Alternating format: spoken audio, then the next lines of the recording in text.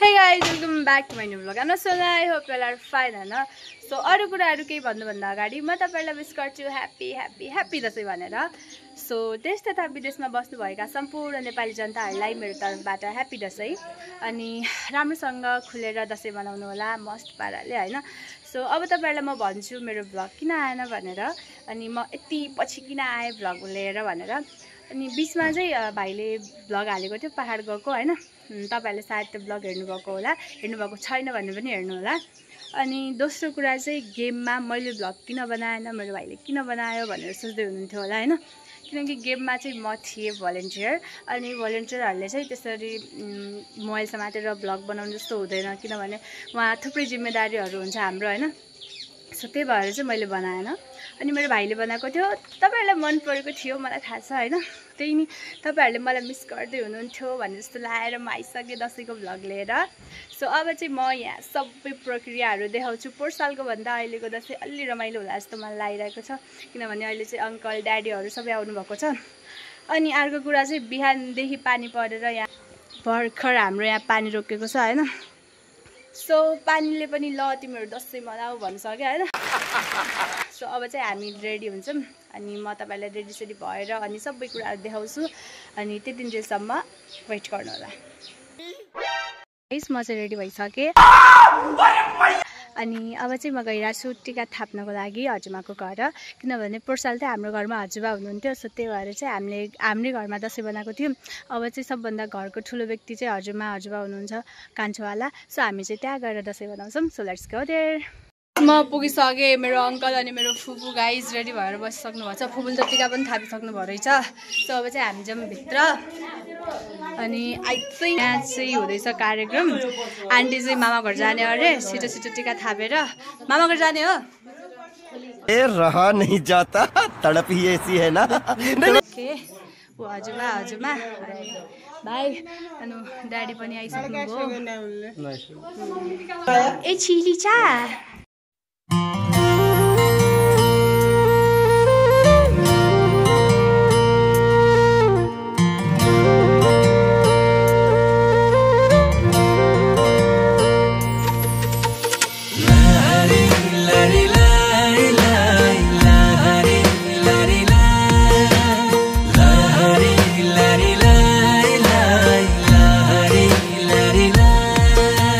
दशैंको सबैलाई शुभकामना. यो तिहारको सबैलाई शुभकामना.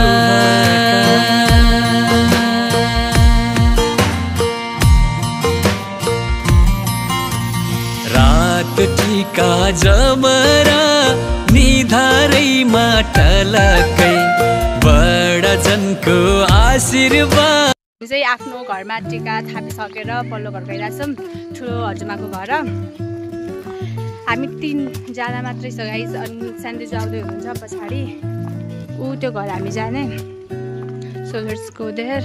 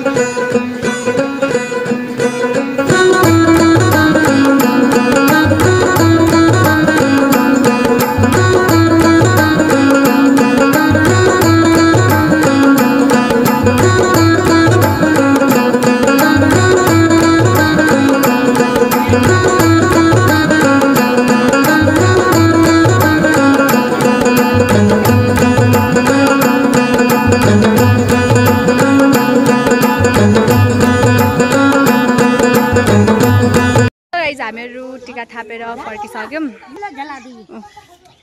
सो एक दुईजनाहरू बाँकी हुनुहुन्छ, उहाँहरूबाट टिका थापौँ अनि खाना खान्छौँ। धेरै भोक लागिसक्यो।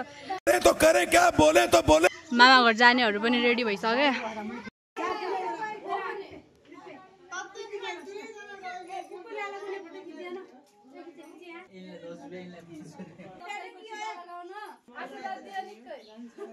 गाइस टिका थापेर सबैजना त्यहाँ पछाडि फोटोसुट गर्दै हुनुहुन्छ, तपाईँहरू देख्न सक्नुहुन्छ होइन।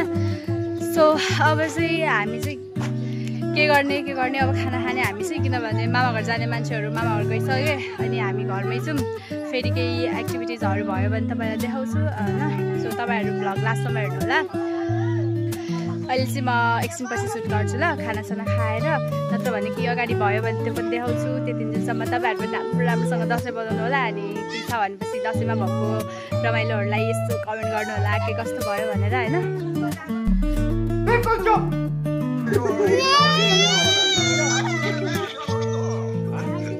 सो गाइस अब चाहिँ यहाँ पनि फोटोसुट भइरहेछ। हामी फेरि घर गएर खाना खाएर फेरि आएको थियौँ। सो फेरि साँच्चीकै हामी घर गयौँ, खाना खायौँ, फेरि आयौँ अनि यहाँ पनि फोटोसुट भइरहेछ। सो गाइस सबैजना पाहुनाहरू पनि आउनुभयो, फुपूहरू आफ्नो घरमा टिका लगाएर यहाँ आउनुभयो होइन। सो अब चाहिँ सबैजनाहरूले जो छुट्नु भएको थियो सबैजनाले एकाअर्कालाई टिका थाप्दैछन् होइन। सो अब चाहिँ हामी के गरौँ भन्दाखेरि यो भ्लग एन्ड गरौँ होइन। सो हामीले सबै करिकुलर एक्टिभिटिजहरू देखाउनु पर्ने कुराहरू देखाइसकेँ। अनि केही कुरा छुटेको छ भनेपछि आइएम सो सरी, किनकि सबै थोकहरू देखाउनु जस्तो हुँदैन यसमा होइन। सो त्यही भएर चाहिँ मैले सबै कुराहरू देखाएको छैन। मैले पहिला नै भनेको थिएँ दाइ भाइ दिदीबहिनीहरूसँगको रमाइलो चाहिँ मोबाइलमा देखाउन सकिँदैन। सो त्यही भएर चाहिँ म यो भ्लग यहीँनिर एन्ड गर्छु। सो यदि तपाईँहरूले यो भ्लग यहाँसम्म हेर्नुभएको छ भने तपाईँहरूलाई मन पऱ्यो होला भन्ने आशा गर्दै बिदा हुन्छु। ल बाइ, थ्याङ्क्स फर वाचिङ।